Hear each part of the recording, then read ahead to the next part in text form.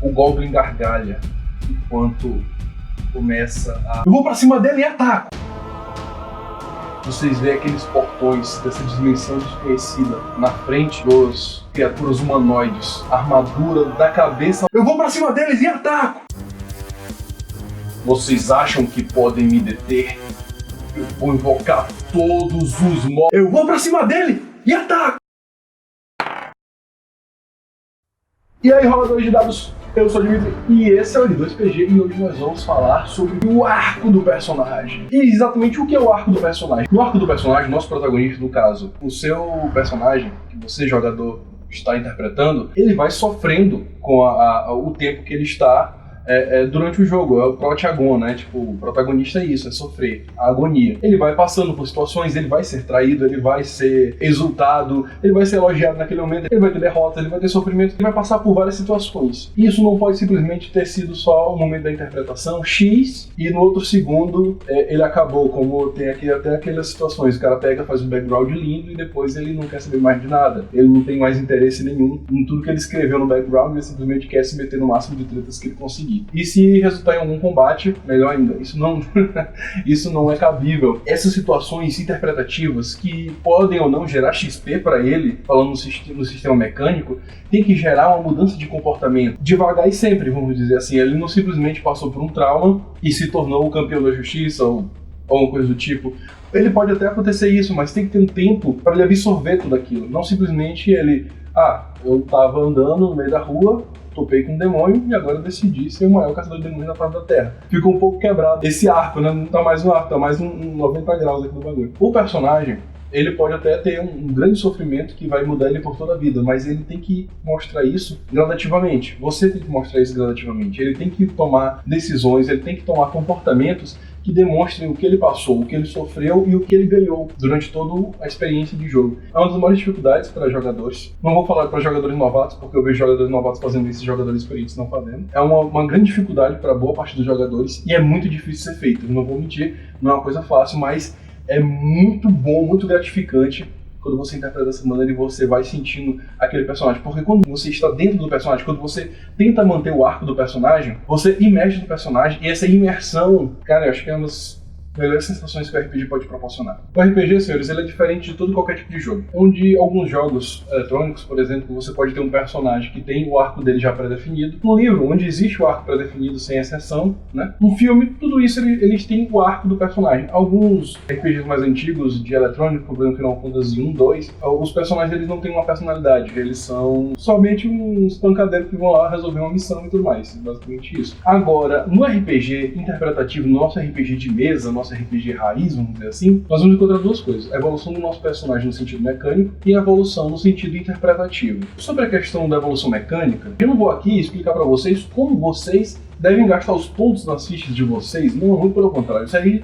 talvez seja para outro vídeo. Tendo em vista que existem vários tipos de sistemas e várias maneiras de evoluir o personagem. Por exemplo, no Storytelling, ele fala com clareza que se você não tem, por exemplo, você não está treinando todo dia o seu violino, você nunca mais viu seu violino na face da Terra, e aí você não tem como justificar a evolução do ponto lá para aumentar a sua capacidade de tocar este violino, né? Se você não está treinando outra língua, se você não está em contato com outra língua, se você não está estudando outra língua, não tem sentido você aumentar um ponto em línguas, não tem cabimento. Ao mesmo tempo em que você, sendo um ser sobrenatural, você pode jogar de humano, caçador, lá tudo mais. Mas você sendo um vampiro, um lobisomem, você pode aumentar 2, 3 pontos em força, que não tem problema nenhum, é uma questão sobrenatural, a maneira de evoluir o personagem. Então, nesse ponto aí, nesse quesito, está tudo bem. No D&D, nós vemos a questão do cara evoluindo ali, plau, e ficando mais forte, aprendendo perícias novas, aprendendo novas técnicas, sem nunca ter precisado de um mestre, sem nunca ter precisado de ninguém que ensine para ele, ou de um livro para ler. Isso é a proposta do jogo. É um jogo onde tem muito essa questão não muito realista. Se você está procurando realismo, procure outro sistema. Se você está procurando upar nível 2, nível 3 e ficar mais forte, temos aí um sistema para vocês. Então, César o que é de César. Hoje nós vamos falar sobre o arco do personagem, que pode ser colocado para cada um desses sistemas, independentemente da maneira que você evolui, da maneira que você upa a sua ficha, certo? Mas a evolução do nosso personagem, no sentido interpretativo, ele é completamente diferente, onde nós podemos pegar um personagem que ele tem uma certa situação, uma certa característica, e ele vai evoluindo essa característica com o passar do tempo. Não necessariamente as maldições que ele vai recebendo durante o jogo, não necessariamente as bênçãos que ele recebe durante o jogo, não simplesmente pelo fato dele, eu estou mais malaco porque da última vez eu caí numa armadilha e agora eu não caio mais. Não, uma evolução de personalidade mesmo. O Bárbaro, ele tem aquela característica dele de ser cabeça quente, tudo bem ele ser cabeça quente. Agora, ele não sofreu nada durante o jogo por ele ser cabeça quente? Será que uma vez ele não arranjou uma confusão desnecessária e perdeu um braço, ou então perdeu alguém da party que ele gostasse? Eu não consegui falar outra palavra. Companheiro de equipe. Um companheiro de equipe. Um amante. Como é que o pessoal do One Piece fala? Na cama?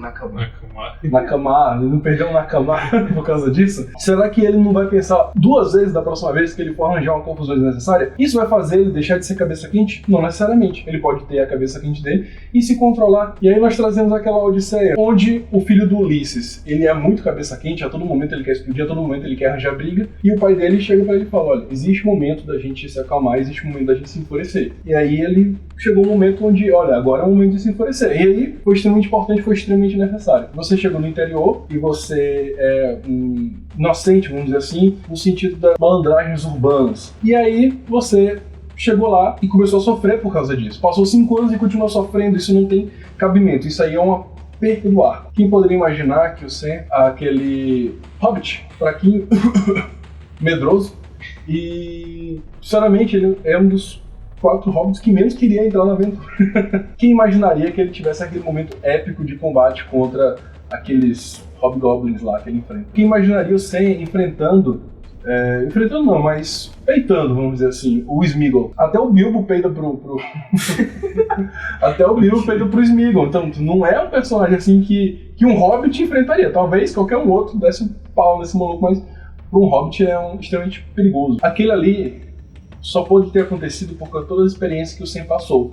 Não necessariamente sobre pontos ou habilidades que ele tenha ganho, mas sim o arco do personagem, sim a questão de sofrimento e amadurecimento do personagem. Esse é o arco do personagem que o Sam passou. O que não descaracterizou em nenhum momento o personagem. Isso não quer dizer que ele mudou como personagem. Ele continua sendo um hobbit que quer curtir uma vida tranquila e pacata, quer casar com a hobbit Rose. Ele continua sendo, na base dele, aquele hobbit lá do começo. Só que o Sam, do final do filme, ele sabe que existe um momento que é necessário sacar a espada. Não quer dizer que ele vai sacar a espada pra qualquer situação. Não quer dizer que ele virou um guerreiro, um aventureiro que vai entrar nos covis e dungeons e sair carregando cabeças de hobgoblins o resto da vida. Não.